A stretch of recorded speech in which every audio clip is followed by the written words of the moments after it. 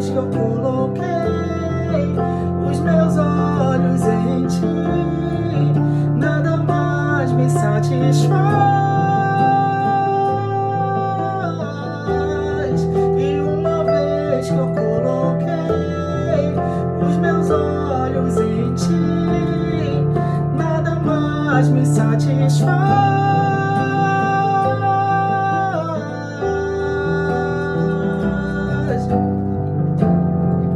Eu não tenho a minha vida como preciosa. Eu fui encontrado,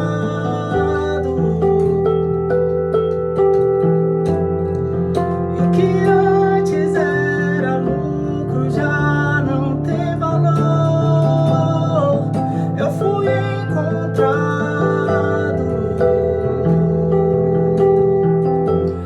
As escamas caíram ao chão, tua luz me encontrou,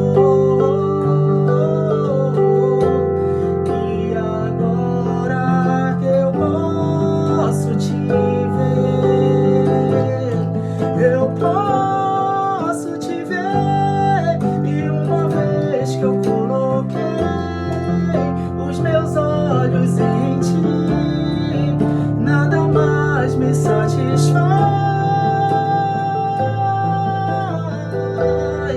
E uma vez que eu coloquei os meus olhos em ti, nada mais me satisfaz. E outra vez que eu coloquei os meus olhos em ti, nada mais me satisfaz. E outra vez que eu coloquei os meus olhos em ti, nada mais me satisfaz.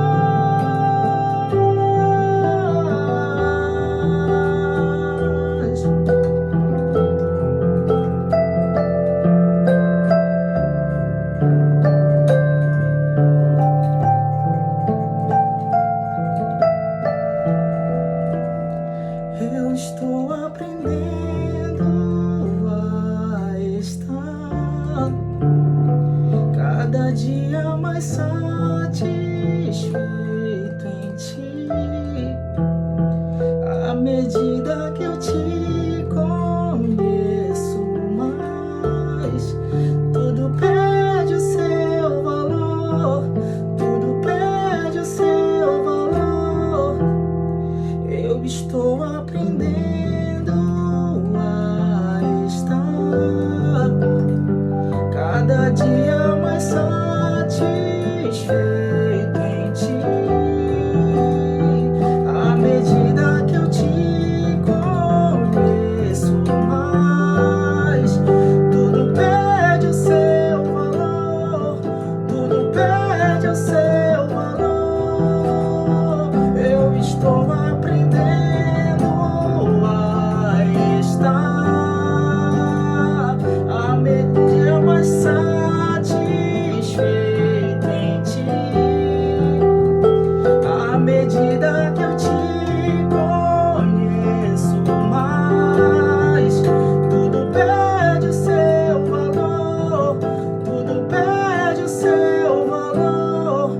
E uma vez que eu coloquei os meus olhos em ti, nada mais me satisfaz. E uma vez que eu coloquei os meus olhos em ti, nada mais me satisfaz.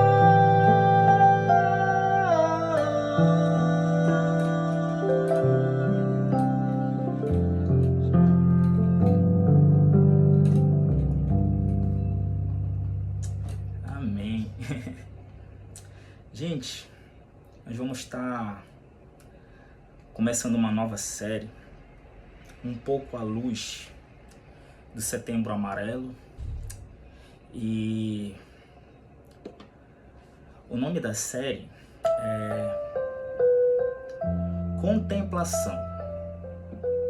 O que a gente aprende? O que a gente tira?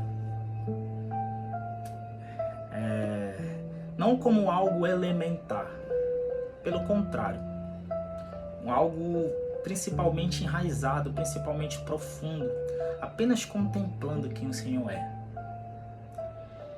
E o título que eu dei para essa mensagem é para todos nós. Se você é crente, se você não é, se você é não crente, se você é novo na fé, se você já é antigo na fé. Ele fala assim mesmo: permita ser encontrado. Como diz a letra dessa música, eu fui encontrado. Eu não sabia onde eu estava, eu não sabia meu significado, eu não sabia meu DNA, eu não sabia para onde ir, eu não sabia qual era o meu destino, e eu fui encontrado. Então, permita, você que está vendo aí, permita ser encontrado. Eu vou ler um texto que está lá em Gênesis. Gênesis 16. Verso 13 e 14.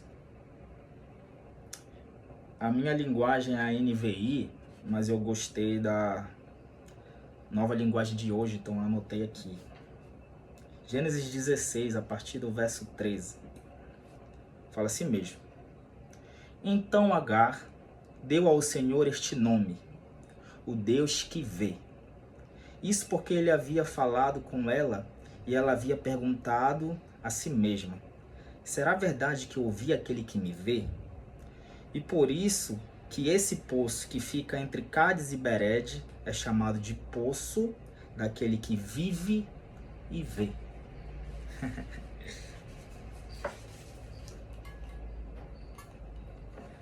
Que bênção, gente. O poço daquele que vive e vê. Agar, a escrava que foi mandada embora pela sua serva, depois de ter pouco tempo concebido um filho chamado Ismael, foi mandada embora. E ela não era do povo de Israel. Ela foi possivelmente comprada quando Abraão foi passar um tempo no Egito. Ou seja, ela não era nativa do povo hebreu. Ela não era destinada à herança. Ela era, como a gente conhece hoje, uma gentílica, uma bárbara, uma bastarda, uma estrangeira. E a Bíblia diz que por circunstâncias, por complicações de relacionamento, ela é mandada embora para um deserto. E lá nesse deserto, a Bíblia diz que aparece um anjo para falar com ela. E é onde se encontra esse texto. Ela está diante de um poço no deserto com seu filho. E o anjo aparece para ela.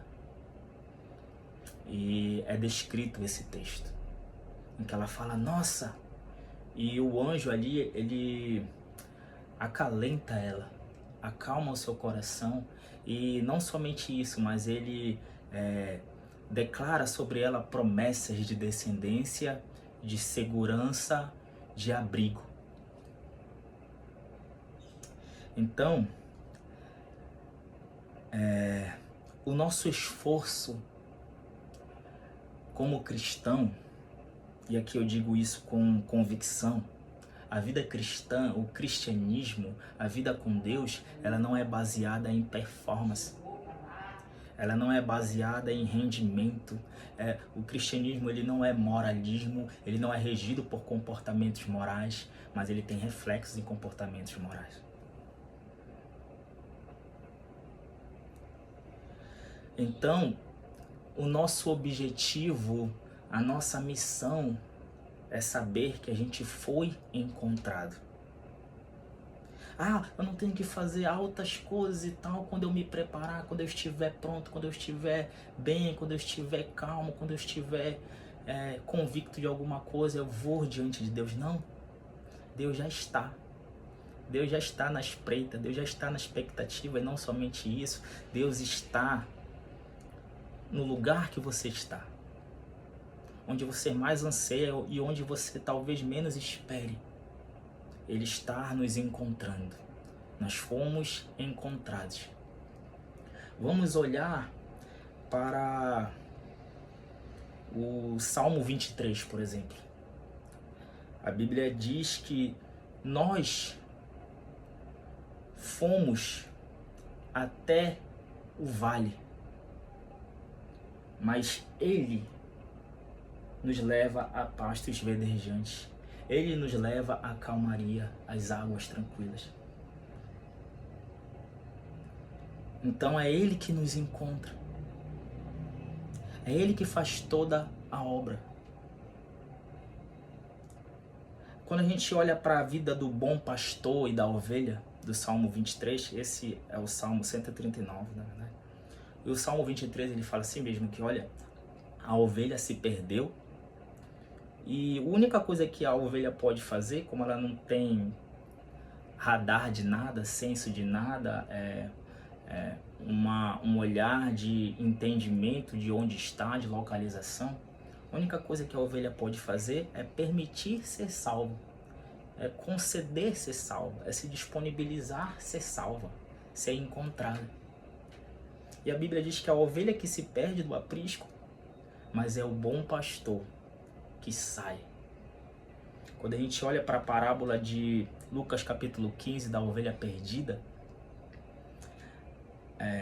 o relato de Jesus fala que é o pastor que vai atrás da ovelha.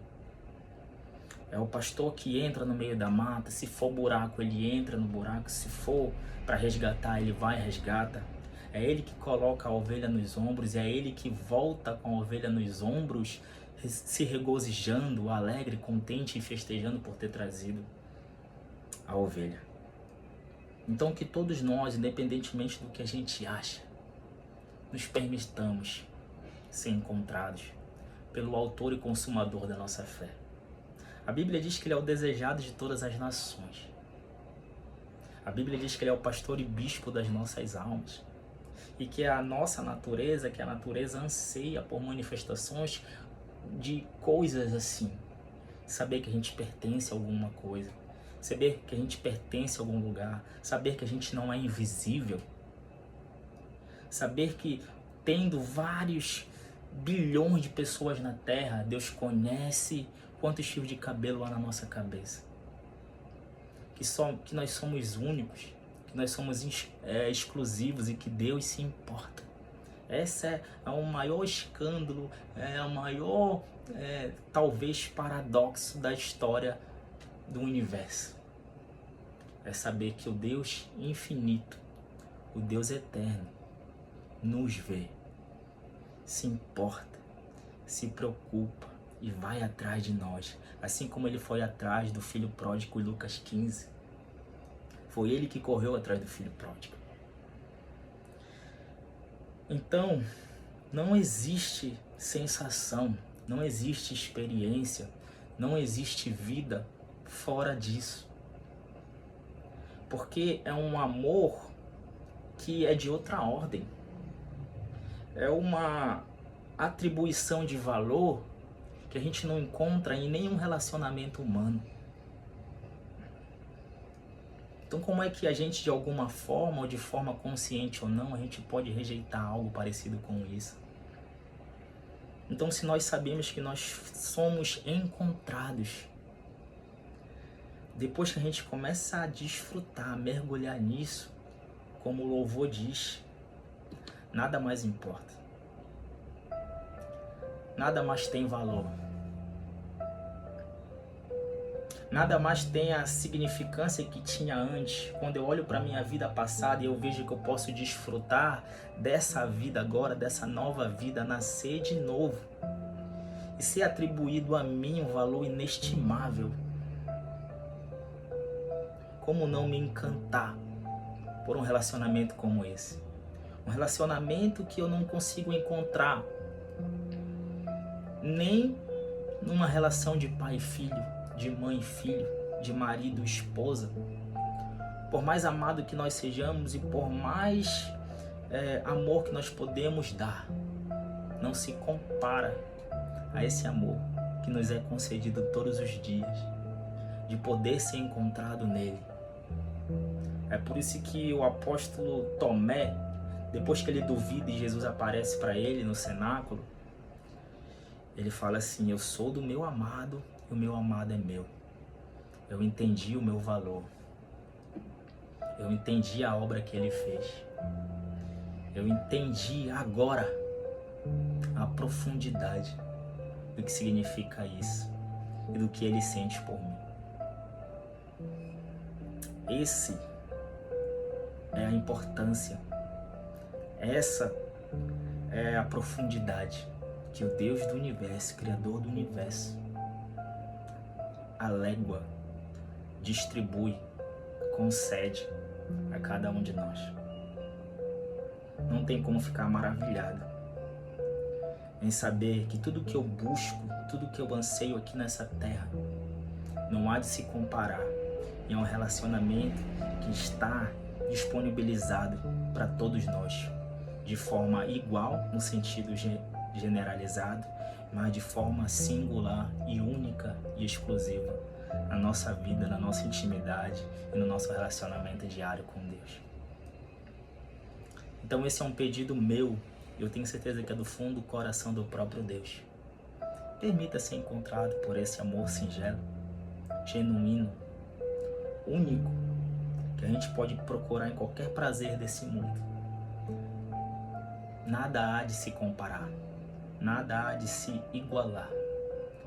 É por isso que o apóstolo Paulo chega a dizer: olha, tudo que para mim era lucro, hoje eu considero como esterco, por causa do conhecimento que eu tenho hoje de Cristo Jesus. E nós não estamos falando de qualquer pessoa. Nós estamos falando de uma pessoa que era poliglota, que era conhecedora de tudo, que tinha um prestígio, que tinha uma reputação sem igual na religiosidade, na cultura, na sociedade da época. Ele fala: olha, eu abro mão disso, porque eu estou conhecendo. E como diz o versículo, eu te conheço e eu prossigo em te conhecer cada dia mais. E aquele que começou a boa obra em mim e você, é ele que há de terminar. Então, permita ser encontrado pelo Espírito Santo. É ele que vai fazer e é ele que vai continuar a boa obra no nosso coração. Deus abençoe.